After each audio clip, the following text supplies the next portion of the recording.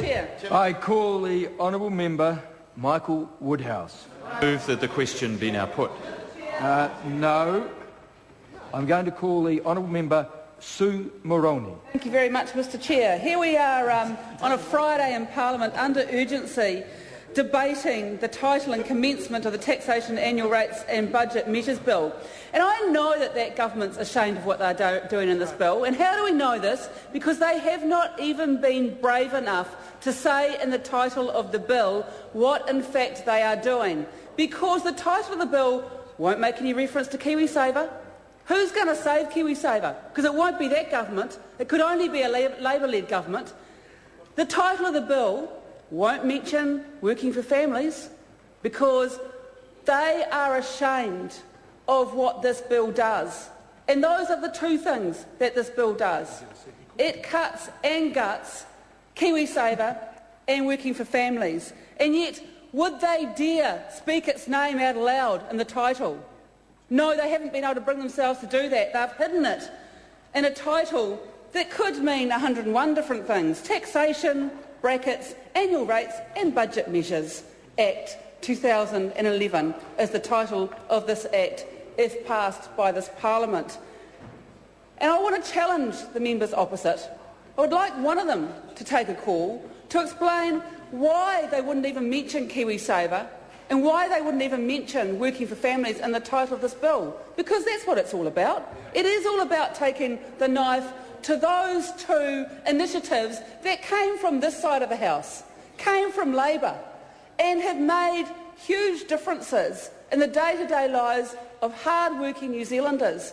And yet here's the government sitting on the other side, knowing that they've got a Prime Minister who's got $1,000 extra every week in his back pocket from the tax cuts from the last year's budget that they won't contemplate even looking at.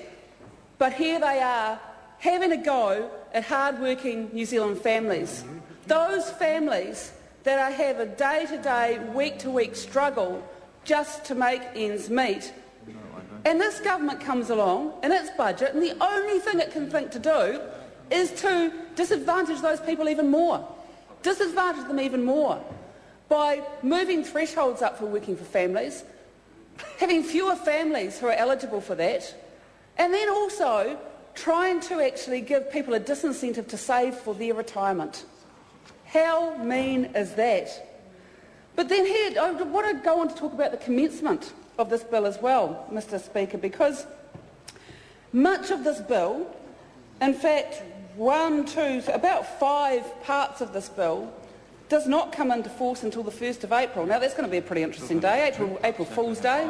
Another cruel April Fool's joke from this government. Next year, though, 2012. So what's the urgency? Why is it that we're in Parliament today pushing through taxation legislation that's not even going to hit the ground running until the 1st of April next year? It's not as if we have to do it quickly so that people can't, adjust all the way that they've got their money structured to take advantage of it because it was just announced yesterday in the budget. None of those things actually matter when it comes to this bill. So why are we debating it under urgency? The commencement clause makes it quite clear that there is no urgency in debating this, but I think my colleague Stuart Nash was onto it, because I think the only reason there could be for urgency for this bill was so there could be no select committee process. There could be no select committee process so that the government did not have to listen to what they know the response will be from hard-working New Zealanders.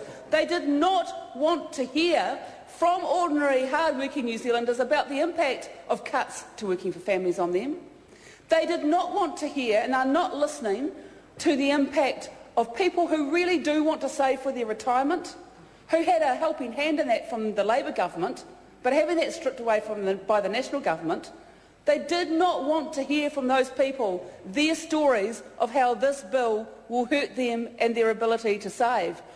That's the only reason I can think of, Mr Chair, why we are in urgency considering this bill when none of it actually comes into being until the 1st of April.